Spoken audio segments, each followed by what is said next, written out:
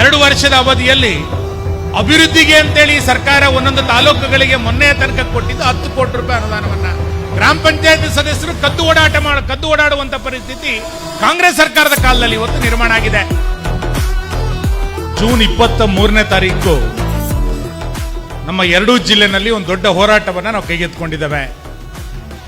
ಈ ಕುರಿತಂತೆ ನಾನು ಈ ಸಭೆಯಲ್ಲಿ ನಿಮ್ಮ ಗಮನಕ್ಕೆ ಇವತ್ತು ತರ್ತಾ ಇರುವಂತದ್ದು, ಗ್ರಾಮ ಪಂಚಾಯಿತಿಗಳ ಆಡಳಿತ ಮತ್ತು ಈ ಸರ್ಕಾರ ಬಂದ ನಂತರ ಬೇರೆ ಬೇರೆ ಸುತ್ತೋಲೆಗಳ ಮುಖಾಂತರ ಜನಸಾಮಾನ್ಯರಿಗೆ ಯಾವ ರೀತಿ ತೊಂದರೆ ಆಗಿದೆ ಎನ್ನುವಂಥದ್ದು ಕಳೆದ ಹಲವು ನಿದರ್ಶನಗಳ ಮುಖಾಂತರ ಈ ಸರ್ಕಾರದ ಅವಧಿಯಲ್ಲಿ ನಿಮಗೆ ಗೊತ್ತಾಗಿದೆ.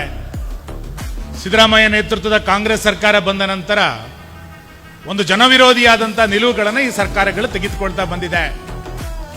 60% ಸರ್ಕಾರ ಅನ್ನುವಷ್ಟರ ಮಟ್ಟಿಗೆ ಈ ಸರ್ಕಾರದ ಭ್ರಷ್ಟಾಚಾರಗಳು ಬಹಳ ದೊಡ್ಡ ಪ್ರಮಾಣದಲ್ಲಿ ಬೆಳೆದು ನಿಂತಿರೋದನ್ನು ಕೂಡ ನಾವು ನೋಡಿದ್ದೇವೆ. ನಾನು ರಾಜ್ಯ ಮಟ್ಟದ ವಿಷಯಗಳನ್ನ ತುಂಬಾ ಉಲ್ಲೇಖ ಮಾಡ್ಲಿಕ್ಕೆ ಹೋಗೋದಿಲ್ಲ, ಆದರೆ ನಮ್ಮೆಲ್ಲರ ಗಮನದಲ್ಲಿದೆ. ಈ ಸರ್ಕಾರ ಬಂದಂತ ಆರಂಭದಲ್ಲಿ 185 ಕೋಟಿ ರೂಪಾಯಿಯ ವಾಲ್ಮೀಕಿ ನಿಗಮದ ಹಗರಣ ಆಯಿತು. ಅದಾದ ನಂತರ ಮೂಡ ಹಗರಣ ಆಯಿತು, ಅಬ್ಕಾರಿ ಇಲಾಖೆಯಲ್ಲಿ ನಡೆದಂತಹ ಹಗರಣ, ಕಾರ್ಮಿಕ ಇಲಾಖೆಯಲ್ಲಿ ನಡೆದಂತಹ ಹಗರಣ, ಮೊನ್ನೆ ಜಾತಿ ಗಣತಿಯ ವಿಷಯದಲ್ಲಿ ಸರ್ಕಾರ ತೆಗೆದುಕೊಂಡಂತ ಯೂಟರ್ನು, ಈಗ ಕಾಲ್ತುಳಿತದಲ್ಲಿ 11 ಜನ ಸತ್ತರೂ ಕೂಡ ಮುಖ್ಯಮಂತ್ರಿಗಳು ಮಾಡ್ತಾ ಇರುವಂತಹ ಉಡಾಫೆಯ ಸಂಗತಿಗಳು, ಹಿಂದೂ ಕಾರ್ಯಕರ್ತರನ್ನ ಗುರಿಯಾಗಿಟ್ಟುಕೊಂಡು ನಮ್ಮ ಕಾರ್ಯಕರ್ತರ ಮೇಲೆ ಮೊಕದ್ದಮೆಗಳನ್ನು ದಾಖಲು ಮಾಡ್ತಾ ಇರುವಂತದ್ದು, ಇವೆಲ್ಲವೂ ಕೂಡ ರಾಜ್ಯ ಸರ್ಕಾರ ತನ್ನ ಕಾರ್ಯವೈಖರಿಯನ್ನ ಯಾವ ಪ್ರಮಾಣದಲ್ಲಿ ಮುಂದುವರಿಸ್ತಾ ಇದೆ ಎನ್ನುವಂಥದ್ದನ್ನ ನಾವು ಗಮನಿಸ್ತಾ ಇದ್ದೀವಿ. ಇದೆಲ್ಲದರ ಜೊತೆನಲ್ಲಿ ಜನರಿಗೆ ಕಿತ್ತು ತಿನ್ನುವಂತ ಸಮಸ್ಯೆಗಳನ್ನ ಈ ಸರ್ಕಾರ ಬಂದ ನಂತರ ಸೃಷ್ಟಿ ಆಗಿದ್ರೂ ಕೂಡ ಒಂದು ಜನಪರವಾದಂತ ಆಡಳಿತವನ್ನು ನಡೆಸಬೇಕಾದಂತ ಸರ್ಕಾರ ನನಗೇನೂ ಸಂಬಂಧ ಇಲ್ಲ ಅನ್ನುವಂಥ ರೂಪದಲ್ಲಿ ಕೂತ್ಕೊಂಡಿದೆ. ಗ್ರಾಮ ಪಂಚಾಯಿತಿ ಅಧ್ಯಕ್ಷರು ಸದಸ್ಯರಿಗೆ ಇದರ ಬಗ್ಗೆ ತೀವ್ರತೆಗಳು ನಮಗೆ ಗೊತ್ತಿದೆ.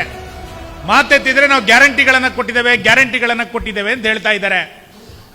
10 ಕೋಟಿ ರೂಪಾಯಿ ಅನುದಾನವನ್ನು ಕೊಟ್ಟು ಬಹಳ ದೊಡ್ಡದನ್ನು ಕೊಟ್ಟಿದ್ದೀವಿ ಅಂತ ಹೇಳ್ತಾ ಇದ್ದಾರೆ. ನಾನು ಮೊನ್ನೆ ಹೇಳ್ತಾ ಇದ್ದೆ, ಬಿಜೆಪಿ ಸರ್ಕಾರದ ಅವಧಿಯಲ್ಲಿ ಒಂದೊಂದು ಬೂತ್ಗಳಿಗೆ 10 ಕೋಟಿ ಕೊಟ್ಟಿದ್ದೀವಿ ನಾವು ಅಂತ. ಒಂದು ತಾಲೂಕಿಗೆ 10 ಕೋಟಿ ಕೊಟ್ಟಿದ್ದಲ್ಲ, ಒಂದೊಂದು ಬೂತ್ಗಳಿಗೆ 10 ಕೋಟಿ ರೂಪಾಯಿ ಅನುದಾನಗಳನ್ನ ನಾವು ಕೊಟ್ಟಿದ್ವಿ. ಇಂತಹ ಗ್ಯಾರಂಟಿ ಯೋಜನೆಗಳನ್ನು ಕೂಡ ಅಸಮರ್ಪಕವಾಗಿ ನಿರ್ವಹಣೆಯನ್ನು ಮಾಡ್ತಾ ಅಭಿವೃದ್ಧಿಗೂ ನಮಗೂ ಸಂಬಂಧ ಇಲ್ಲ ಅನ್ನುವಂಥ ವಾತಾವರಣವನ್ನ ಈ ಸರ್ಕಾರ ಸೃಷ್ಟಿ ಮಾಡಿರುವಂತದ್ದು. ಇವತ್ತು ಬಹಳ ಪ್ರಮುಖವಾದಂತ 4 ವಿಷಯಗಳನ್ನು ಇಟ್ಟುಕೊಂಡು ಒಂದು ದೊಡ್ಡ ಹೋರಾಟವನ್ನ ಕೈಗೆತ್ತಿಕೊಳ್ಳಬೇಕು ಅಂತೇಳಿ ನಾವು 2 ಜಿಲ್ಲೆಯ ಶಾಸಕರುಗಳು ತೀರ್ಮಾನವನ್ನ ಮಾಡಿದ್ದೇವೆ.